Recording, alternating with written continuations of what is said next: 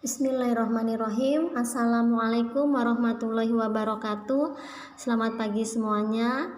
Alhamdulillahirrahmanirrahim. Kita dipertemukan kembali di semester ini di mata kuliah Ilmu Dasar Keperawatan 2. Pertemuan sebelumnya, pertemuan 1 sampai 7, kalian sudah mempelajari tentang ilmu patofisiologis atau konsep-konsep patofisiologis. Nah, sekarang kita akan mempelajari tentang obat-obatannya, di mana itu masuk dalam ilmu farmakologi. Untuk ilmu dasar keperawatan 2, farmakologi yang kita bahas masih dalam konsep-konsep dasarnya. Oke, di sini farmakologi itu merupakan suatu cabang ilmu yang berdiri sendiri, ya. Dia ini pendalamannya sebenarnya atau ilmu yang dipelajarinya cukup banyak, makanya dia bisa berdiri sendiri.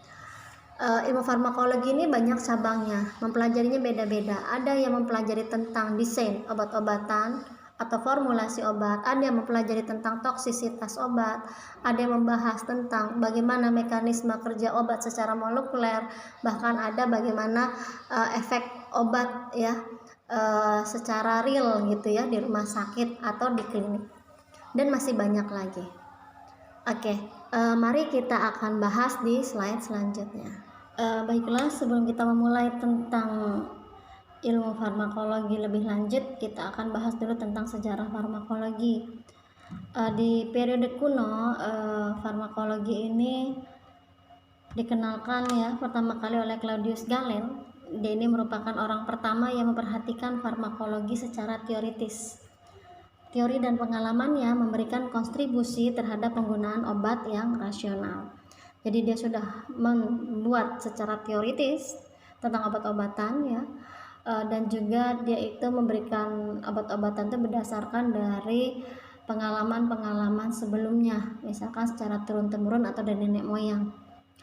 Itu adalah Claudius. Lalu yang berikutnya adalah Theophartus ya, von Hohenheim. Dia ini mengenalkan obat-obatan yang berasal dari racun. Dia menyatakan bahwa tidak ada satu zat yang bersifat racun kecuali memang dosisnya ini sangat besar. Jadi sesuai dosis penggunaan suatu racun bisa digunakan sebagai obat-obatan. Makanya ketika kita belajar dosis obat, ada namanya dosis lazim, ada dosis toksik. Ketika dia menyentuh dosis toksik, inilah dosis yang menyebabkan keracunan. Jika di bawah dari itu, bisa jadi dia memberikan efek pengobatan terhadap suatu masalah tertentu. Dilanjutkan oleh Johann Jakob Weber.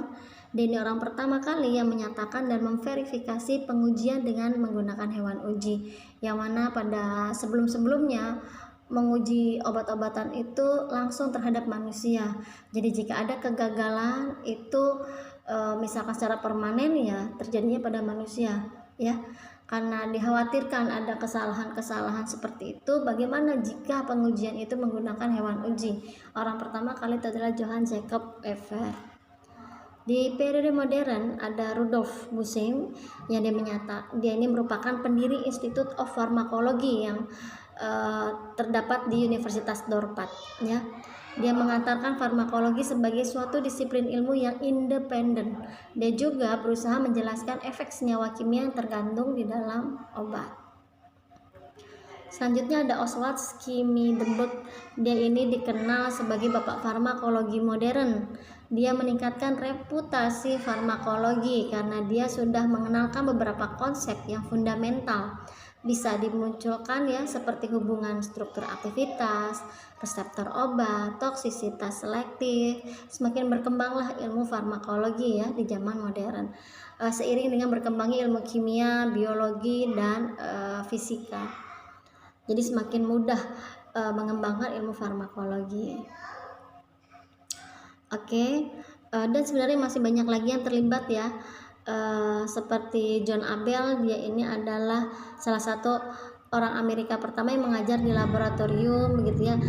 Ada juga Schmidenberg yang dia mendirikan jurnal pertama farmakologi begitu. Masih banyak lainnya, dan sampai sekarang ilmu farmakologi selalu berkembang. Jadi kesimpulan dari sejarah obat-obatan selama ini, awalnya obat-obatan itu berasal dari tanaman atau tumbuh-tumbuhan atau dari hewan ya pada zaman purba. Dan cara pengobatannya itu berdasarkan dari awalnya uji coba atau coba-coba ya. Coba-coba secara empiris atau pada perbandingan tertentu. Pada perbandingan berapa dia bisa membuat pengobatan. Dan ilmu ini nanti akan diturunkan ke cucunya ya. Nah, setelah itu berkembang ya, tadi ada penggunaan racun untuk pengobatannya. Sebelumnya zat tersebut dikenal sebagai racun, tapi dengan berkembangnya ilmu obat-obatan atau farmakologi bisa memanfaatkan racun untuk mengobati. Contohnya adalah strixin dan curare yang berasal dari racun panah suku India menjadi relaksan otot. Dan ada nitrogen muskat menjadi sitostatika atau obat anti kanker. Berkembang ya, sudah mulai dikenalkan rebusan atau ekstrak. Tapi untuk ekstrak ini biasanya khasiatnya berbeda-beda antara daerah atau tergantung orang yang meramunya, efeknya akan berbeda begitu ya. Cara pembuatannya beda, nanti efeknya berbeda. Waktu panen, asal tanaman itu mempengaruhi pengobatan. Makanya obat seperti ini atau dikenal obat herbal ini kurang memuaskan. Berkembang lagi ada namanya proses yang namanya isolasi. Di dalam satu obat-obatan atau di dalam satu tanaman, entah daun tertentu, dia itu mengandung berbagai macam zat aktif ya. Makanya obat herbal itu bisa mengobati berbagai penyakit ya, bisa hipertensi, diabetes segala macam. Kenapa? Karena di dalam tanaman tersebut mengandung berbagai macam zat aktif. Sedangkan ada proses yang namanya isolasi, mengambil satu zat aktif yang sangat dibutuhkan ya, diambil diisolasi, contohnya morfin dari Papaver somniferum, digoxin dari Digitalis lanata, atau vincristin dan fiblastin gitu ya. Jadi diambil satu zat dari berbagai macam zat aktif, itu namanya isolasi, tapi tetap berasal dari tanaman. Nggak sampai di situ, ternyata obat-obatan bisa dibuat secara sintetis tanpa ada hubungannya dengan alam, tidak berasal dari tanaman ya, mineral atau hewan. Jadi dia disintesis, senyawa kimia A ditambah senyawa kimia B disintesis, dicek untuk menguji pengobatan, misalkan untuk antibiotik gitu membunuh bakteri, ternyata memiliki efek. Diuji coba di hewan aman, dicoba di manusia ternyata bisa dimanfaatkan. Makanya dari sinilah pada abad 20 lah berkembang ilmu farmakologi, kimia, fisika, farmasi dan kedokteran secara pesat. Bahkan dalam 1 tahun bisa menghasilkan 500 obat baru ya. Disinilah terjadi perubahan di bidang farmakoterapi. Di dalam obat-obatan ini kita memiliki namanya buku panduan ya. Di Indonesia itu dikenal dengan farmakope. Isi dari buku panduan ini adalah memuat monografi sediaan obat dan senyawa kimia yang dilengkapi dengan uraian, rumus, sifat fisikokimia, uji identifikasi, analisis kuantitatif, aturan dosis dan persyaratan baku lainnya untuk menentukan mutu dan kemurniannya. Jadi ketika kalian membutuhkan informasi suatu obat-obatan tertentu, bisa kalian mencari dengan mengetahui dicari di farmakope ya, di farmakope. Di sana informasinya sangat lengkap sekali. Dan di dalam ilmu farmakologi itu ada cabangnya, ada cabang farmakognosi, biofarmasi, toksikologi, farmakoterapi, farmasi klinik ya, kimia farmasi dan masih banyak lagi. Kalau yang berhubungan dengan tanaman-tanaman, ekstrak ya, hewan, mineral dari bahan alam itu namanya farmakognosi. Masih berkembang saat ini, mengembangkan obat-obatan dari alam ya. Terus yang berikutnya ada biofarmasi. Biofarmasi ini lebih fokus dalam pembuatan atau mendesain formulasi obat. Kenapa obat ini gimana caranya supaya obat ini bisa bekerja dengan cepat? Oke, dibuat secara tablet, misalkan sublingual, didesain. Obat seperti apa yang bisa diserap di bawah lidah atau desain seperti apa nih yang cocok untuk tablet supositoria. Nah, ini adalah tugas orang biofarmasi. Selanjutnya adalah toksikologi. Tadi dikatakan bahwa obat ini bisa memberikan pengobatan jika dosisnya tepat.